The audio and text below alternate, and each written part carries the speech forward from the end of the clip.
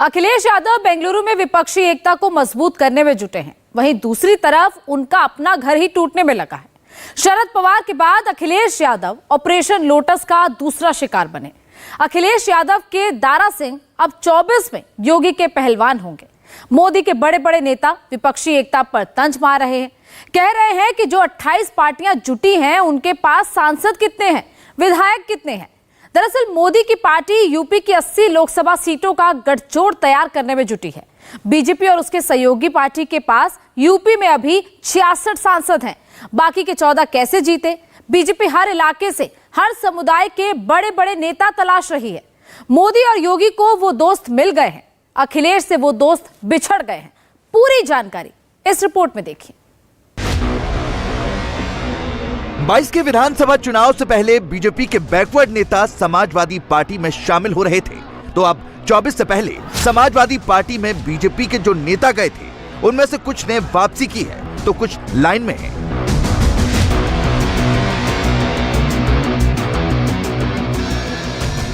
बाईस के चुनाव में जो 3 बड़े नेता बीजेपी छोड़कर समाजवादी पार्टी में शामिल हुए थे उनमें स्वामी प्रसाद मौर्य हैं, जो 22 का विधानसभा चुनाव कुशीनगर की फाजिल नगर सीट से लड़े थे और हार गए थे। धर्म सिंह सैनी दूसरे नेता हैं, जो सहारनपुर की नकुल सीट से समाजवादी पार्टी के टिकट पर लड़े और हारे। तीसरे नेता हैं दारा सिंह चौहान, जो मऊ की घोसी सीट से चुनाव लड़े थे और समाजवादी पार्टी के टिकट पर विधायक बने। दारा सिंह चौहान ने तो 24 से पहले बीजेपी में वापसी कर ली। धर्म सिंह सैनी तो बीजेपी के दरबार में लाइन लगाकर खड़े बताए जा रहे हैं। स्वामी प्रसाद मौर्य फिलहाल समाजवादी पार्टी के महासचिव हैं। उनकी बेटी संघमित्रा मौर्य बदायूं से बीजेपी की सांसद है। दारा सिंह चौहान की जब बीजेपी में वापसी हुई तो मंच पर यूपी के दोनों डिप्टी सीएम मौजूद रहे। यूपी प्रदेश अध्यक्ष भूपेंद्र चौधरी की मौजूदगी में दारा सिंह चौहान को बीजेपी का पटका पहना दिया गया। अब वो 24 में नरेंद्र मोदी को फिर से प्रधानमंत्री बनाने के लिए कोशिश करेंगे। दारा सिंह चौहान नोनिया समाज से आते हैं। यूपी में करीब 1.5% वोट नोनिया समाज का है। जिस तरीके से पूरे उत्तर प्रदेश में सारे हमारे समर्थक जिस भी समाज के लोग रहे हों, सारे लोग उपस्थित इस बात को दर्शाता है। और पूरे प्रदेश के कोने कोने से चौहान समाज के लोगों में जो उत्साह और कौतूहल दिखा है, इससे साफ जाहिर होता है कि इस देश के यशस्वी प्रधानमंत्री जिनके नेतृत्व में एनडीए का कुनबा बहुत तेजी से बढ़ रहा है, माननीय अमित शाह जी के नेतृत्व में, माननीय नड्डा जी के नेतृत्व में इंडिया का जो कुनबा बढ़ रहा है, निश्चित रूप से 24 में भारी बहुमत से तीसरी बार आदरणीय नरेंद्र मोदी जी देश के प्रधानमंत्री बनने वाले हैं। और उत्तर प्रदेश देश का सबसे बड़ा सूबा जहां 80 लोकसभा की सीटें आती हैं, आज तमाम जो गरीब है, वंचित है, उपेक्षित लोग हैं, पसमादा समाज के भी लोग हैं, सारे चौहान है, राजभर निषाद है, बिंद है, पाल है, शर्मा, वर्मा, प्रजापति, सारे लोगों ने मन बना लिया है कि जिस तरीके से आदरणीय नरेंद्र मोदी जी के नेतृत्व में पूरे देश का विकास हो रहा है और उत्तर प्रदेश के जो 25 करोड़ आबादी वाला जो उत्तर प्रदेश के बढ़ने की तरफ अग्रसर है, आज सारे गरीब समाज को लामबंद होकर के आदरणीय नरेंद्र मोदी जी को प्रधानमंत्री बनने का संकल्प ले लिए हैं। सवाल यही है कि जिस गाजे बाजे के साथ 22 में ये सारे ओबीसी नेता समाजवादी झंडे के नीचे आए थे, 24 के चुनाव तक अखिलेश यादव उन्हें रोक क्यों नहीं पा रहे हैं?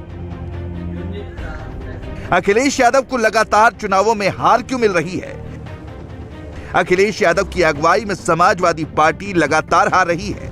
अखिलेश यादव की पहली परीक्षा 2014 में हुई थी, जहां अखिलेश यादव को 80 लोकसभा सीट में से 5 सीट मिली।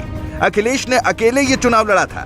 दूसरा चुनाव अखिलेश ने 2017 में यूपी विधानसभा चुनाव का लड़ा, जहां उन्होंने राहुल गांधी और जयंत चौधरी की पार्टी के साथ गठबंधन किया। गठबंधन को कुल 55 सीट मिली, जिसमें से समाजवादी पार्टी को 47, कांग्रेस को 7 और आरएलडी को 1 सीट मिली। अखिलेश बुरी तरह से फेल हुए। दूसरा प्रयोग और तीसरा चुनाव अखिलेश ने 2019 में लड़ा, जब मायावती के साथ गठबंधन किया। जयंत भी इसमें साथ रहे। लोकसभा की 80 में से गठबंधन को 15 सीटों में जीत मिली, जिसमें से अखिलेश को 5 सीट, बीएसपी को 10 सीट और जयंत की पार्टी का खाता नहीं खुला। तीसरा प्रयोग और चौथा चुनाव 2022 में अखिलेश ने छोटी पार्टियों से गठबंधन किया, जिसमें जयंत की पार्टी थी, ओम प्रकाश राजभर थे, कृष्णा पटेल की पार्टी अपना दल कमेरावादी थी, महान दल के केशव देव मौर्य थे। ये प्रयोग भी फेल रहा। गठबंधन को 125 सीट मिली, जिसमें से समाजवादी पार्टी को 111 सीट मिली, जयंत की पार्टी को 8 सीट मिली।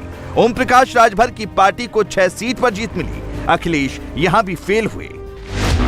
एनडीए में शामिल हुए ओम प्रकाश राजभर कह रहे हैं अखिलेश यादव साथियों को लेकर नहीं चल पाते, हक हिस्सा नहीं देते, लिहाजा एक एक करके सब छोड़कर जा रहे हैं। अखिलेश अब अकेले ही रह जाएंगे।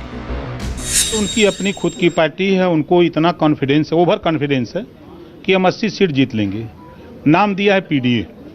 दारा चौहान जाति गई, ओम प्रकाश राजभर जाति गई, संजय निषाद जाति गई, अनुप्रिया पटेल जाति गई, पिछड़ा तो गया। बचा कौन? अखिलेश यादव। अब चलिए पी के बाद आता है डी। अब प्रमोशन में आरक्षण किसने खत्म किया था? समाजवादी पार्टी ने। वो बैठ के लाखों लोगों की नौकरी चली गई, लोग रिजाइन देके घर चले गए, वो बैठ के इंतजार कर रहे हैं कि आवा तो हर पीडीएफ हम सही कर रहे थे। वो बैठ के इंतजार कर रहे हैं, हमसे मिलते रहते हैं। अब आ जाइए ये अल्पसंख्यक, 18% वोट देगा मुसलमान, मुख्यमंत्री बनेगा यादव। 4 बार में 1 बार तो बनाए होते। डिप्टी सीएम भी आपने नहीं बनाया। पुलिस की भर्ती करेंगे तब जुल्हा दुनिया अंसारी, साईं दर्जी, फकीर नहीं दिखाई देंगे, शेख सैयद पठान नहीं दिखाई देंगे। वोट टेवते हैं कि आवा तक पीडीएफ उनका खाली नमूने भर रही है, देख लीजिएगा। सवाल यही है कि क्या ओम प्रकाश राजभर जो कह रहे हैं वो सही है? अखिलेश पार्टी में शामिल होने वाले नेताओं को संभाल नहीं पा रहे हैं। क्या मुलायम सिंह यादव की जो समावेशी राजनीति थी, अखिलेश उसको आगे नहीं बढ़ा पा रहे हैं? क्योंकि जिस समाजवादी पार्टी को मुलायम सिंह यादव ने बनाया था, उस पार्टी की सरकार उत्तर प्रदेश में 3 बार बन चुकी है। 2 बार मुलायम सिंह यादव मुख्यमंत्री रहे, 1 बार 2012 में बेटे अखिलेश यादव को मुख्यमंत्री बनाया। 2012 की चुनाव जीत मुलायम सिंह यादव के नेतृत्व में ही समाजवादी पार्टी को नसीब हुई थी। उसके बाद से अखिलेश यादव लगातार चुनाव हार रहे हैं। सवाल यही है कि अखिलेश और मुलायम सिंह में क्या अंतर है, तो इसे भी समझ लेते हैं। मुलायम सिंह ने जो टीम तैयार की थी, उसमें हर वर्ग के लोग थे। बेनी प्रसाद वर्मा जो बाराबंकी के रहने वाले थे, आज जिस वोट पर अनुप्रिया पटेल का कोर वोट माना जा रहा है, वो कभी बेनी प्रसाद वर्मा के साथ होता था। बाराबंकी और इसके आसपास के इलाकों में बेनी प्रसाद वर्मा टिकट देने की हैसियत रखते थे। आजम खान रामपुर और इसके आसपास के इलाके में आजम खान हुआ करते थे, वही समाजवादी पार्टी के कैंडिडेट तय करते थे। जनेश्वर मिश्रा, अमर सिंह, मोहन सिंह, रेवती रमन सिंह, खुद मुलायम सिंह यादव के भाई शिवपाल यादव भी मुलायम के दौर में काफी मजबूत हुआ करते थे। पूर्वांचल में बलराम यादव, पारसनाथ यादव, अंबिका चौधरी, ये सब लोग मुलायम सिंह के सामने अपनी बात को खुलकर कहते थे। मुलायम सिंह यादव मानते थे मुलायम सिंह यादव हर इलाके में अलग अलग वर्ग के नेता डेवलप करते थे, उनकी बातों को सुनते थे, टिकट वितरण में भी उनकी चलती थी। जबकि वहीं अखिलेश की राजनीति मुलायम से बिल्कुल अलग है। मुलायम के दौर में जो नेता जिंदा हैं वो हाशिए पर हैं, चाहे वो आजम खान हो या फिर शिवपाल यादव। अखिलेश यादव ने यूपी में समाजवादी पार्टी का अध्यक्ष नरेश उत्तम को बना रखा है। शायद ही आम पब्लिक से नरेश उत्तम का कनेक्ट हो। मुलायम से इतर अखिलेश यादव ने नेता डेवलप नहीं किया। टिकट भी अखिलेश की मर्जी से ही किसी को मिलता है। आजम खान भले ही अपने इलाके में 1-2 टिकट दे सके, शिवपाल यादव के पास वैसी भी ताकत नहीं है। यही बात हर मंच पर हर सभी से ओम प्रकाश राजभर दोहरा रहे हैं। ओम प्रकाश राजभर का दावा है कि अखिलेश यादव को गठबंधन धर्म निभाना नहीं आता, विश्वास नहीं करते। अखिलेश यादव की पार्टी में इस वक्त जो गैर यादव समाज से बड़े नेता हैं, उसमें सभी बीएसपी से आए हुए हैं। स्वामी प्रसाद मौर्य ओबीसी नेता हैं, लंबे वक्त तक बीएसपी में रहे, फिर बीजेपी में गए, अब समाजवादी पार्टी में हैं। लालजी वर्मा ये भी बीएसपी से आए हुए नेता हैं। राम अचल राजभर ये भी बीएसपी से सपा में आए हैं, ये भी पिछड़े समाज के नेता हैं। इंद्रजीत सरोज ये भी बीएसपी से समाजवादी पार्टी में आए हैं, ये पासी समुदाय से आते हैं, दलित नेता हैं। अखिलेश यादव को इन नेताओं पर बहुत भरोसा है। स्वामी प्रसाद मौर्य के अलावा 2022 के विधानसभा चुनाव में बाकी तीनों नेता विधायक चुने गए। सवाल यही है कि बीएसपी से एसपी में आए नेता कब तक अखिलेश के साथ रहेंगे, क्योंकि खबर है कि कौशाम्बी के रहने वाले इंद्रजीत सरोज कई बार दिल्ली दरबार में हाजिरी लगा चुके हैं। अब अखिलेश भी कह रहे हैं बीजेपी वाले जोड़ तोड़ में जुट गए हैं। मुझे देश के कोने कोने से जानकारी मिल रही है कि भारतीय जनता पार्टी का सफाया होगा और सफाया का यही कारण है कि उत्तर प्रदेश में वो पुरानी आदतों में पड़ गए हैं। जो पुरानी आदत है किसी को तोड़ लेना, लालच देना, स्वार्थ क्या है, क्या स्वार्थ से कैसे लाभ लिया जा सकता है, उस दिशा में लगातार काम करना शुरू भारतीय जनता पार्टी ने कर लिया है। और नकल करने वाले कभी पास नहीं होते हैं। जैसे ही उन्हें पता लगा कि बेंगलोर में बैठक होने जा रही है, उन्होंने अपनी बैठक बुलाई है, तो नकल करने वाले लोग कभी कामयाब नहीं होते। जो बात अखिलेश कह रहे हैं वही बात ओम प्रकाश राजभर भी कह रहे हैं। फर्क बस इतना है कि ओम प्रकाश राजभर कह रहे हैं कि अखिलेश यादव की वजह से लोग समाजवादी पार्टी छोड़ रहे हैं। अभी भी कई लोग बीजेपी में शामिल हो सकते हैं। 2022 में जब ओम प्रकाश राजभर अखिलेश के साथ गठबंधन में शामिल हुए थे, तब उनको गठबंधन में सीटें मिली थी 16, जिसमें से 6 विधायक चुनाव जीते। राजभर का दावा है कि चुनाव के बीच में ही अखिलेश यादव ने उनके साथ धोखा किया और एसपी के सिंबल पर 16 में से 12 कैंडिडेट समाजवादी पार्टी के दे दिए। अखिलेश यादव जी के साथ जब मैं गया तो बड़ी उम्मीद लेकर के मैं उनके साथ गया और हर उम्मीद पर हमारे अखिलेश जी हमको धोखा देते गए। अगर शुरुआत से बात हम करें उनके साथ जाने का, तो जैसे एक उदाहरण हम दें गठबंधन धर्म का, तो गठबंधन धर्म में जब बात आई तो हमने कहा सीट तय कर लीजिए, तो कहें हो जाएगा हो जाएगा हो जाएगा। जब 2 चरण का चुनाव हुआ तब हमसे पूछे कि क्या चाहते हो आप। हम के हमारी पार्टी उत्तर प्रदेश में 3% सीट लड़ेगी तो मान्यता प्राप्त दल हो जाएगा, हमारी यही ख्वाहिश है।